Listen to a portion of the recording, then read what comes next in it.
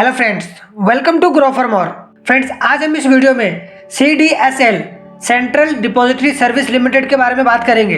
Friends, जिस industry में ये शेयर काम करती है उस इंडस्ट्री में केवल दो ही कंपनियां हैं, एक CDSL जिसकी हम बात करेंगे और दूसरा NSDL।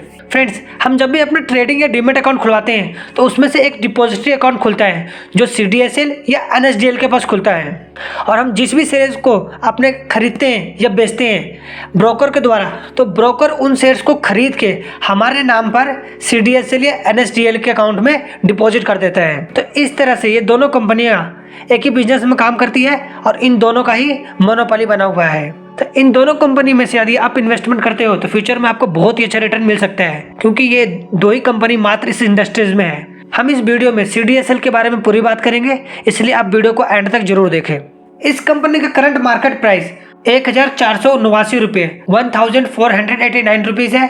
बुक वैल्यू 89.1 लगभग 90 रुपए के आसपास। इस कंपनी का मार्केट कैपिटलाइजेशन 15,563 15,563 करोड़ का। फेस वैल्यू 10 रुपये और PE ratio 54.6। PE ratio company का हाई है, लेकिन इस लेवल पे भी ये स्टॉक सही पे ट्रेड कर रहा है। अब हम बात इस कंपनी के ROE और ROC की करते हैं। फ्रेंड्स, किसी भी कंपनी का जब ROE देखना होता है तो कम से कम उसका 25% ROE तो होना ही चाहिए, लेकिन इस कंपनी का ROCE 32.4% है और ROE 25%। तो ROC तो कंपनी का सही लेवल पे है, हाई है। ROE भी ठीक लेवल पर है, जितना हमें चाहिए उतना ही पर है। और इस कंपनी का 52 वीक का हाई और लो देखे तो वो लो गया है 510 रुपये 510 एंड हाई 1734 रुपये 1734 रुपीज। और इस कंपनी का PEG रेशो, यानी कि अब हम इसका कंपैरिजन इस कंपनी का ग्रोथ के हिसाब से कर रहे हैं, ग्रोथ के हिसाब से इस कंपनी का रेट ठीक है या नहीं, तो वो है 0.89। जिस भी कंपनी का PEG रेशो 1 होता है तो मतलब कि उसका मार्केट प्राइस और उसका ग्रोथ के हिसाब से उसका वैल्यूएशन ठीक माना जाता है, लेकिन ये कंपनी इस वक्त अंडर वैल्यूड है। और इस कंपनी का 1 सालों का बेटा देखे तो वो 0.91 है और RSI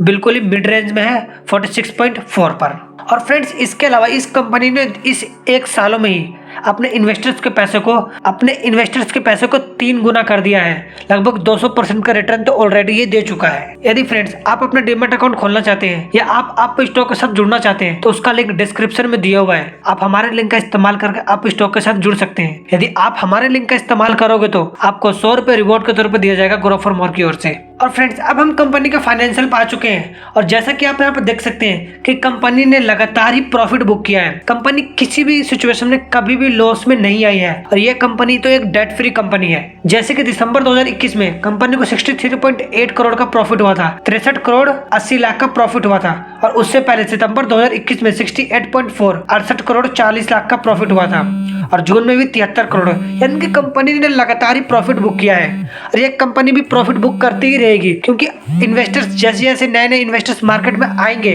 वैसे वैसे कंपनी की रेवेन्यू बढ़ेगी, लेकिन कंपनी का कॉस्ट थोड़ी सी मात्रा में बढ़ेगा, जिसकी वजह से कंपनी के ग्रोथ में हमें और भी बड़ा चेंजेस देखने को मिल सकते हैं। इंडिया में तो शेयर मार्केट का मार्केट अभी नीच मार्केट में आता है, यानी कि बहुत ही छोटा है, लेकिन आने वाले टाइम में इंडिया में इन्वेस्टमेंट्स का परसेंटेज बढ़ेगा। इंडिया में जो अभी 3.5% लोग इन्वेस्टमेंट कर सकते हैं, आने वाले फ्यूचर में बताया जा रहा है कि कम से कम 10 से 15% पहुंच सकता है। और जब ये लेवल ये पहुंचेगा इतना, तो इस कंपनी का रेवेन्यू में बहुत ही बड़ा उछाल देखने को मिल सकता है और इस कंपनी का प्राइस तो उस समय आसमान छुएगा।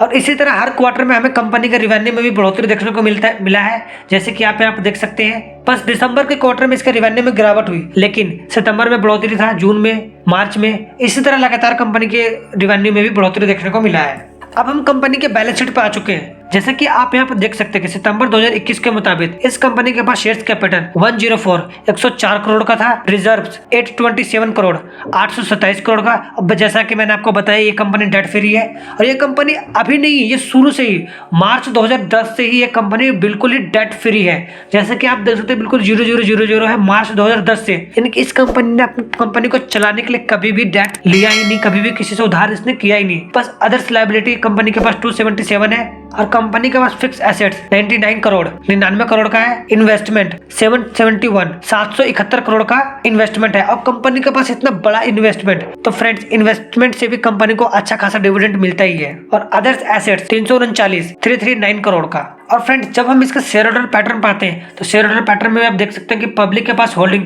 ओनली 43.79% है और अदर्स होल्डिंग 19.2% और प्रमोटर्स की होल्डिंग 20% और MF की होल्डिंग 7.89% और FII की होल्डिंग 9.16%। इसमें पब्लिक की होल्डिंग भी 43% के आसपास है, जो ठीक ठाक लेवल है पब्लिक की होल्डिंग भी। तो आप इस स्टॉक में इन्वेस्टमेंट बेझिझक कर सकते हो, ये आपको एक अच्छा खासा रिटर्न दे देगा। इसके अलावा ये कंपनी रेगुलर साल में एक बार तो डिविडेंड अनाउंस करती ही है। जैसा कि आप देख सकते हैं कि सितंबर 2021 में कंपनी ने 9 रुपए का डिविडेंड अनाउंस किया था। उसके बाद सितंबर 7 2020 में, यानी कि एक साल पहले 4.5 रुपए का, 16 सितंबर 2019 को 4 रुपए का, यानी कि इस कंपनी ने हर साल डिविडेंड दिया ही है अपने इन्वेस्टर्स को। आप इसमें इन्वेस्टमेंट कर सकते हैं। मैं तो यहाँ तक ये भी नहीं कहूंगा कि आप इस कंपनी को एनालाइज करें, आप इस कंपनी को आंख बंद करके इस कंपनी में इन्वेस्टमेंट कर सकते हैं, क्योंकि ये कंपनी एक तरह से मोनोपोली क्रिएट कर रखी है दोनों मिलके। यदि ये वीडियो आपको अच्छा लगा हो तो चैनल को सब्सक्राइब करें, लाइक करें और शेयर करें।